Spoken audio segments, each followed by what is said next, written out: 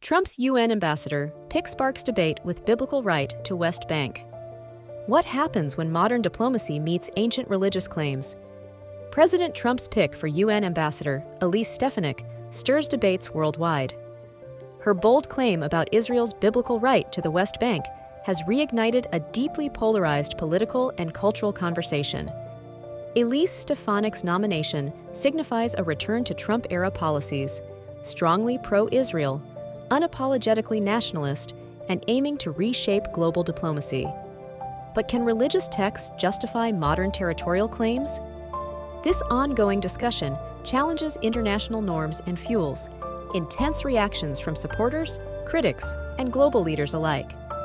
Elise Stefanik isn't just another political figure. Rising as a staunch Trump ally, she gained a reputation as a vocal defender of conservative foreign policies. Her nomination to the UN ambassadorship puts her at the center of one of the most contentious geopolitical conflicts, Israel and Palestine. Known for her anti-Semitism activism in U.S. colleges, Stefanik plans to take her fight global. Her focus on defining conservative values establishes her as an impactful, albeit controversial figure who consistently aligns with Trump's America First agenda. "I believe in Israel's biblical right to the West Bank," Stefanik declared boldly at her Senate hearing. To her, the connection between ancient texts and Israeli territory is a legitimate argument. But is this belief a policy framework the international community will accept? Not quite. Her stance elevates discussions about religious influence in geopolitics. While some celebrate her commitment to Israel, critics argue it ignores international law, fuels division, and marginalizes Palestinians. The fragile balance between faith and fairness grows trickier with every step. This nomination isn't just about the West Bank or Israel, it's about keeping Trump's legacy alive. Stefanik's priorities mirror Trump's pro-Israel steps, including recognizing Jerusalem as the capital and greenlighting controversial settlements. Her appointment signals American priorities to its global allies and adversaries. Stefanik's loyalty to Trump's foreign agenda represents a sharp pivot from her predecessors. Though some Americans praise her protection of Israel, others feel her views disrupt peace efforts and polarize global relationships further. The UN could see another chapter of combative diplomacy. The United Nations, often accused of bias against Israel, is a battlefield for Stefanik. She pledges to reform spending, crack down on inefficiency, and combat anti-Israel prejudice. Her supporters trust she'll bring accountability, while her detractors fear increased division among member nations. These debates raise questions about whether Stefanik can bring lasting reform or if her approach will alienate allies.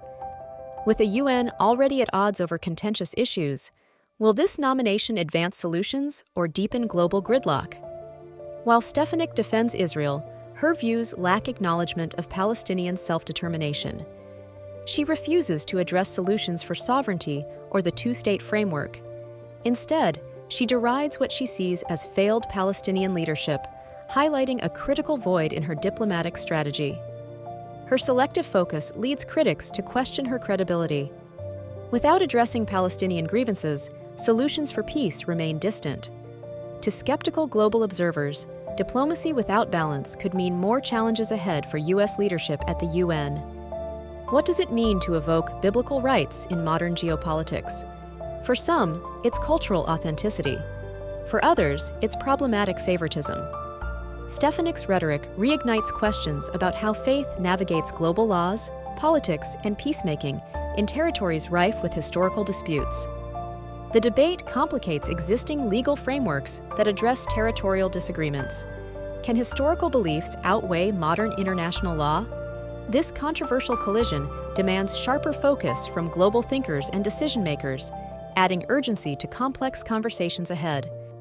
Global leaders have reacted swiftly to Stefanik's comments. European allies hesitate to support claims tied to religious documentation, fearing it sets a dangerous precedent. Meanwhile, Arab nations stress her proposals, disrupt peace prospects, and escalate tensions between Palestinians and Israelis. U.S. allies and rivals remain sharply divided over such divisive policies. Observers warn that Stefanik's appointment might jeopardize U.S. diplomatic credibility, particularly as governments weigh past commitments against new developments in the Middle East. As Stefanik embraces Trump's legacy, requests for monitored accountability increase within Congress, activist groups, and global institutions. Diplomacy is high stakes. World leaders demand better efforts to foster peace, rather than inflaming historical conflicts. Can Stefanik rise to the challenge? Accountability measures range from reassessing settlement policies to narrowing extremist divides. While her policies invite scrutiny, they compel deeper discussions about America's role as a peace broker and what boundaries the future UN representative must respect to succeed globally. Stefanik also highlights an additional agenda: anti-Semitism in U.S. education. Advocating tirelessly for Abrahamic historical continuity, she lobbies for protecting Jewish traditions, a passionate plea extending into Israeli politics. Her dual interests reflect private patriotism converging with broader international vision. Critics, however, remain cautious. Domestic activism isn't diplomacy after all. Yet her unwavering determination rallies some conservative bases who share optimistic views that justice could unify ethnic divides, though skeptics wonder how. From expanding settlements to challenging international norms, Elise Stefanik represents a polarizing yet pivotal voice leading U.S.-Israel relations at the UN. This moment isn't just another flashpoint. It asks how modern governance evolves while balancing ancient identities with increasingly interdependent communities. To some, Stefanik's plans paint opportunity amid chaos. Others suspect irreversible harm to diplomacy's foundational values. As U.S. leadership pivots under constant criticism across 194 member nations negotiating neutrality zones worldwide, the stage gets increasingly narrow. What does the future hold for Stefanik, Israel, and others entangled in this struggle? Theological debates laid openly before secular bodies, age-old religious division crashing systemic arbitration, or navigating unprecedented delicate treaty junction crossroads post-conflict zones feel worlds collide merge. Your voice matters. Participate respectfully, building inclusive global unity preservation, underway fulfilling promises. Deeper empathy, hope resting shaping harmony-driven institution standards. Cross contributes. Stability diplomacy, aspired complete cycle humans, none borderless Earth join peace conversation, reach impactful redefined.